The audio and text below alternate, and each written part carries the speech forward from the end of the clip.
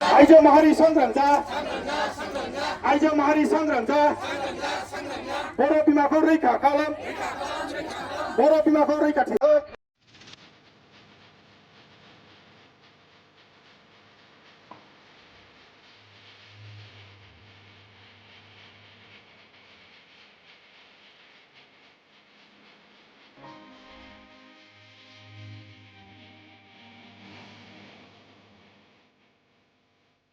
जों दिनै गामि जयेन्तिजों लोब्बा लाफानानै जोङो जोंनि समाजखौ फोसाबनायनि थाखाय गाज्रि आखुनिफ्राय मोजां राहा लामा लानानै जाहाथे जोंनि आइजो माहारिफ्रा थांनानै थायो आरो गाव गावनि फिसाखौ मोजाङै थांनानै गियान लानानै गोग्गो समाजाव बाहागो लानो थाखाय जोङो सांग्रांथि होदों। जों लांखार जानायनिफ्राय सांग्रांथि होगोन आरो गोग्गो समाज दानायाव बयखौबो बाहागो लानो थाखाय जोङो खावलायदों। दिनै जिहेतु गुबुन गुबुन गामिनिफ्राय आइजोफोरा लोब लोब ओंखारबोदों इयुनाव माबायदि हाबा मावलांगोन होननानै नोंथाङा आसा खालामनो हायो दिनै दिनाव? दिनै जोंनि बे सालाकाथि दख'रानि मोनफ्रोमबो गामिनिफ्रायनो फैनानै जोंनि आइजो लोगोफ्रा बाहागो लाफैदों। इयुनाव आरो आं बिनिफ्राय साबसिन बाहागो लागोन होननानै आं आसा खालामदों आरो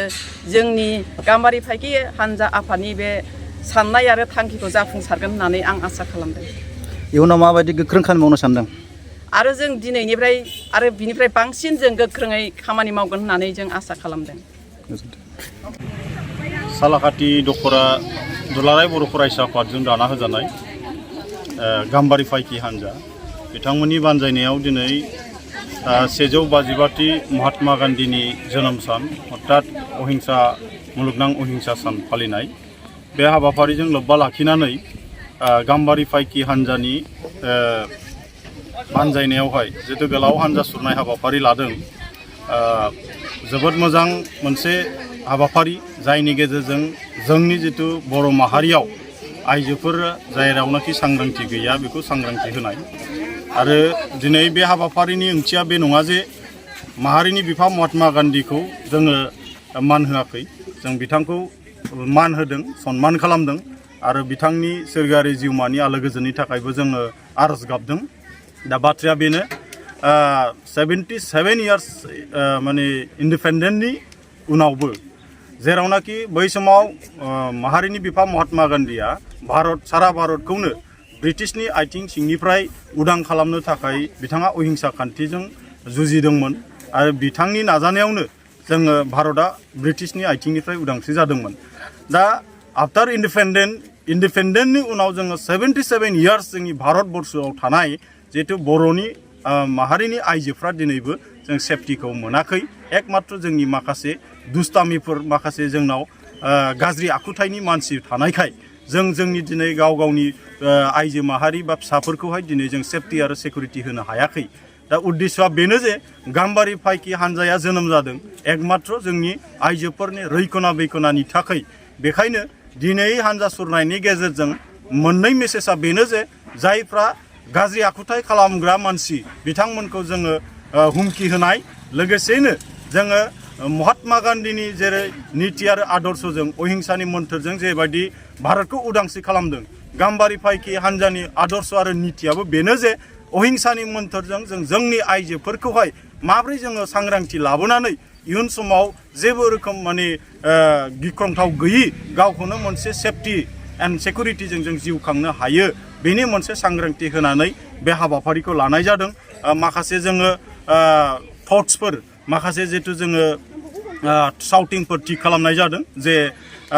बुहुमनि बर'फोर खौसे जा लोगोसे आइजो माहारिखौ सांग्रांथि हो आरो जों न'खर गारना खारनायनिफ्राय गोजानाव था, गाव गावनि गथ' गथायखौ गारनायनिफ्राय गोजानाव था, गारना खारनायनिफ्राय आरो लांखार जानायनिफ्राय जों सांग्रांथि जानांगौ आरो बिनिफ्राय फानहैजानायनिफ्राय जों सांग्रांथि जानांगौ। दा बेबायदिनो जों गोबांथार माखासे जोंनि आइजोफोरनि थाखाय सांग्रांथि लाबोनांगौनि थाखाय जोङो बेबायदि थिग खालामनायजों जों आसा फारिदों। गोबां जायगायाव गोबां समाव बेबायदि रेप केस मार्डार केस जालांबाय, निसा दौनानै सोरखौबा बुथारखोमाना गालांनाय, जोंनि आइजोफोरखौ जेरावबो बेरायथिंनो हायि माखासे थासारि जितु खालामबाय, जेरावनाखि जोङो गावखौनो गाव मोनसे सेफटि गैयि फिल खालामनाय जायो। दिनै सालाकाथिनि सिङाव थानाय जोंनि गाम्बारि फाइखि हान्जाया बेखौ नुनानै जिरायना थायाखै, बरंस जोङो बे हाबाफारिनि गेजेरजों जोंनि आइजोफ्रा जोंनि गथ'फ्रा जेन' मोनसे सांग्रांथियाव फैयो गावखौ माबोरै सांग्रांथि लाखिनांगौ गावनि सेफटि एन्ड सिकिउरिटिखौ बोरै खालामना लानांगौ बेफोर गासैखौबो लानानै जोङो सांग्रांथि खालामनाय जादों आरो जाय मोनफा मोननै जोंनियाव माखासे न'खरफोर दं जायफ्रा गाव गथ' गथाय थाखानानै गावनि न'खरखौ सिमफायनानै गारना खारो बेफोरखौ जों सांग्रांथि खालामदों जे गाव गावनि गथ' गथायखौ जेन' गारना खारा भबिष्यत जोंनि गेजेराव मोनसे सुस्थ' समाज दानांगौ जोंनाव जोंनि गथ'फोरखौ गुन गोनां सोलोंथाइ लाहोनांगौ आरो जौ जुवानिफ्राय जों मुक्ति मोननांगौनि थाखाय बे रेलिखौ खालामनाय जादों थांखिया मोजां आरो जों आसा फारिदों बे दिनै 2 नं मुराबारिनिफ्राय जागायनानै जितु नैबे सालाकाटि गोजौ फरायसालिनि गेवलां फोथाराव फोजोबफैनाय जितु रेलि बे रेलिनि गेजेरजों बेनो मोनसे जोंनाव गिदिरथार एग्जाम्पल सेटआप जाथों जे बेबायदि गाज्रि खामानिखौ जोंनि आइजो माहारिया बर' समाजा गाम्बारि पाइकि हान्जाया नेवसियो गाम्बारि पाइकि हान्जाया मुगैयो गाम्बारि पाइकि हान्जाया सोंखारियो बेनिफ्राय जोङो गोजानाव थानांगौ बेनिफ्राय जोङो बेबायदि खामानिखौ मावनो नाङा बे मेसेजआ जेन' जेरावबो थांथों आरो बेनो जोंनाव मोनसे एग्जाम्पल सेटआप जाथों जोंनि आइजोफ्रा जोंनि गथ'साफ्रा जेन' बायदिसिना सिदलि बिदलि खालामजाया बहाबा दोनखारजाया बहाबा फानहैजाया बहाबा लांखारजाया बहाबा जों देहायारि फालांगि खालामनायाव बाहायहैजाया बेबायदिनि थाखाय जोङो बे हाबाफारिखौ लादों उन समाव जों आसा फारिदों बेनि गेजेरजों माबा नङा माबा जोंनि गथ'फ्राहाय सोलायनाय फैगोन जोंनि इयुन जोलै गथ'फ्रा मोजां मोनसे सुस्थ' समाज दाफुंनायाव